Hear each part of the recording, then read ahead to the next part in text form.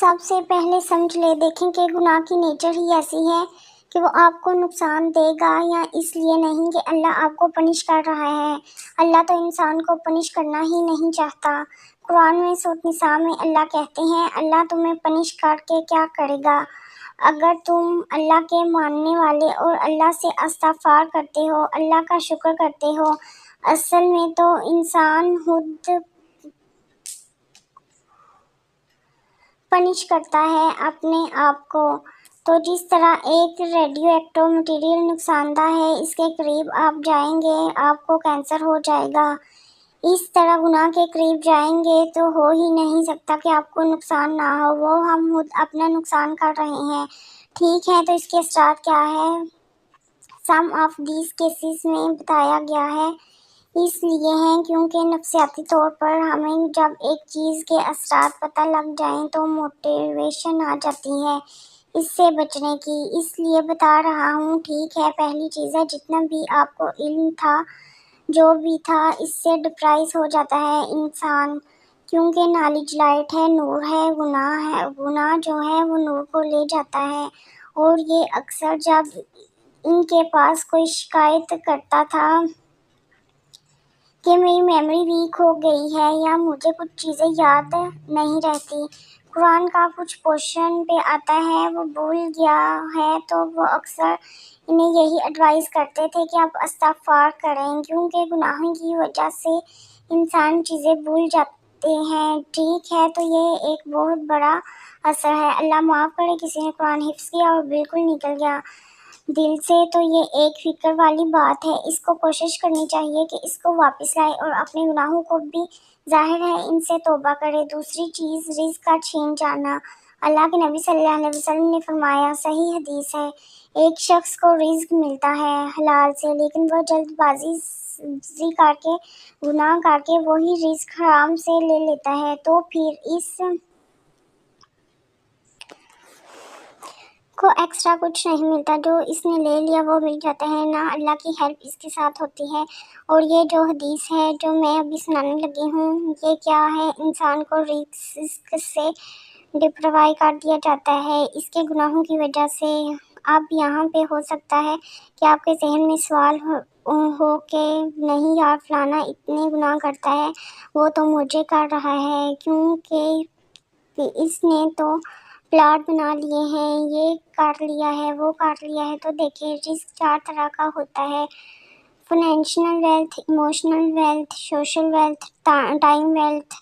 ہو سکتا ہے اس کے بعد فائنینشیل ویلتھ ہو لیکن نہ ایموشنل ویلتھ ہو۔ ایموشنل ویلتھ کیا ہے؟ ذہنی سکون، وہ بھی رزق ہے۔ گناہ ٹھیک ہے، دل میں ایک سیٹسفیکشن، اس طرح ایموشنل ویلتھ میں ہے جذبات پہ اچھے اخلاق، اچھا ایموشنل ویلتھ ہے۔ ہو سکتا ہے وہ بندہ اس سے محروم ہو جاتا ہے۔ آپ نے کئی لوگ دیکھے ہوں گے کچھ بھی نہیں کھانے کو، لیکن ذہنی سکون ہے، اللہ کی طرف سے اولاد دی، اللہ نے اولاد پال بھی دی ماشاءاللہ، اور نیک اولاد، ٹھیک ہے، سب کچھ ہے تو کیا رزق نہیں ہے؟ بالکل۔ سوشل ویلتھ اسی کو کہتے ہیں۔ آپ کی اولاد اچھی ہے، آپ کی بیوی اچھی ہے، آپ کا جو ہے وہ گھر والے اچھے ہیں، آپ کے ساتھ لوگ لائن میں جمع ہیں، وہ بھی رزق ہے۔ ٹائم ویلتھ میں برکت، آپ کے کام جلدی ہو جاتے ہیں، ٹھیک ہے، آپ کرتے ہی ہوں گے، اللہ سبحانہ تعالیٰ کو پسند ہے، یہ ٹائم میں برکت ہے۔ تو جب ہم گناہوں میں پڑتے ہیں تو یہ ہمارا رزق ٹائم سے برکت اٹھ جاتی ہے، ٹینشنیں بڑھ جاتی ہیں، ٹھیک ہے، ٹائم مینجمنٹ ویک ہو جاتی ہے۔ نمبر 2، آپ دیکھیں گے کہ گناہوں میں وقت کتنا ضائع ہے۔ اللہ معاف کرے، اگر ایک گناہ کی عادت بن چکی ہے، 4 گھنٹے 3 گھنٹے لوگ اسی میں پڑے رہتے ہیں، ٹھیک ہے، اور ضائع ہو رہا ہے۔ بھائی سوچے کتنا وقت ہم جوانی کا ضائع کر دیتے ہیں۔ وقت ٹینشنیں ہیں، ہر وقت سٹریس ہے، ہر وقت پریشانی ہے، ہر وقت منہ پہ شکایت ہے، اس کا مطلب گناہوں کے اثرات تو آ رہے ہیں۔ تو اس لیے گناہوں کے اثرات رزق کی تنگی سے آتے ہیں، ٹھیک ہے، رزق کبھی اللہ بڑھا دیتا ہے، کبھی گھٹا دیتا ہے، اور رزق تو لکھا ہوا ہے، لیکن یہ اللہ کی ڈسٹریبیوشن ہے۔ اللہ اپنے بندوں کو چیک کرنے کے لیے زیادہ دے دیتا ہے، اس کو میں سے کبھی کم کر دیتا ہے، جب وہ دوبارہ استغفار کرتے ہیں پھر بڑھا دیتا ہے۔ ٹھیک ہے، یہ اللہ بادشاہ ہے، اللہ جیسے چاہے کر سکتے ہیں۔ نمبر 3، جو سب سے سیریس بات ہے، جب آپ اللہ سے دور ہو جائیں اور ایک ڈسٹینس فیل کریں اور الون فیل کریں، دنیا کی سب سے بڑی لونلی میں سے سب سے بڑی تنہائی ہے، اللہ سے دوری ہے۔ ٹھیک ہے، تو گناہ اس ڈسٹینس کو انکریز کر دیں، کیونکہ دیکھیں نا،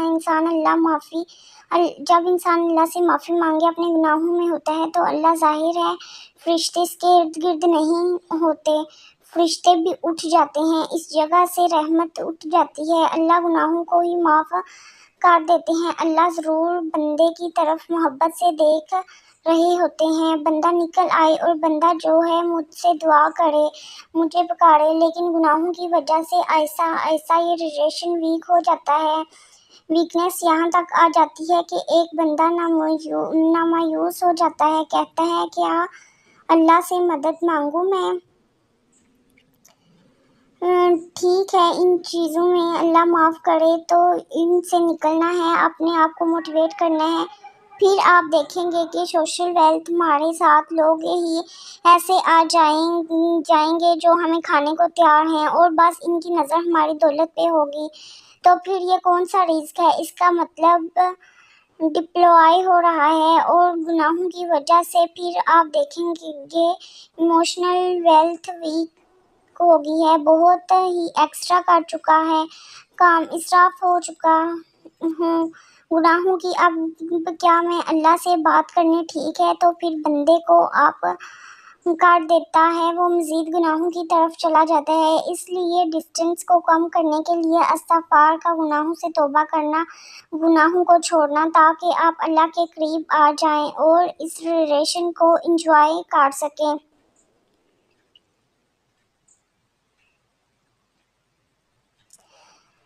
حالی کے ساتھ جو ریلیشن ہے وہ سب سے خوبصورت ہے، سب سے ہیلتھی ہے، سب سے بیوٹیفل ریلیشن ہے، انسان خوش ہو جاتا ہے حالی کے ساتھ ریلیشن سٹرانگ کر کے۔ ٹھیک ہے، یہ چوتھی چیز کام مشکل ہونا شروع ہو جاتے ہیں گناہوں کی وجہ سے۔ میں نے جیسے کہا رزق میں تنگی آ جاتی ہے، اس طرح کاموں میں بھی مشکلات آنا شروع ہو جاتی ہے، اچھا خاصا کام کوئی تھا ہونے والا ایک دم مشکل بن گیا، رکاوٹ آ گئی، تو اس موقع پر بندے کو استغفار کرنا چاہیے، اپنے گناہوں کی توبہ کرنی چاہیے اس موقع پہ، ٹھیک ہے، تاکہ وہ اٹکا ہوا کام جو ہے اللہ کی رحمت سے وہ ٹھیک ہو جائے۔ تو آپ کو ایک سچا واقعہ بتانے لگی ہوں، وہ قرآن حافظ تھے، تو ان کو ایک کرسچن عورت سے محبت ہوگی، بہت خوبصورت عورت تھی، وہ تو ظاہر ہے خوبصورتی کی وجہ سے اٹریکٹ ہوئے تھے اس کرسچن عورت کی طرف۔ کرسچن عورت نے ان کے سامنے شرط یہ رکھی تھی کہ جب تک تم اسلام کو نہیں چھوڑو گے تو مجھے نہیں پالو گے، اگر تم اسلام کو چھوڑ دو گے تو مجھے پالو گے، تو مجھے صرف انہوں نے بات مان لی، اللہ معاف کرے۔ اور پھر جو ہے وہ کہیں سے گزر رہے تھے تو قرآن کی ایک آیت ان کے سامنے انہوں نے سنی، لوگوں میں سے کچھ ایسے ہیں جو ایک برج پر کھڑے ہیں، جب تک انہیں اچھائی آ رہی ہے وہ اللہ کی طرف ہیں، اور جب تک انہیں کوئی مشکل آتی ہے تو وہ اسلام سے چلے جاتے ہیں، اور ایسے لوگ دنیا میں بھی ہساڑے والے ہیں اور آخرت میں بھی ہساڑے والے ہیں۔ وہ اتنا روئے یہ آیت سن کے کہ اللہ مجھے معاف کر دے، انہوں نے توبہ کی اور واپس آئے۔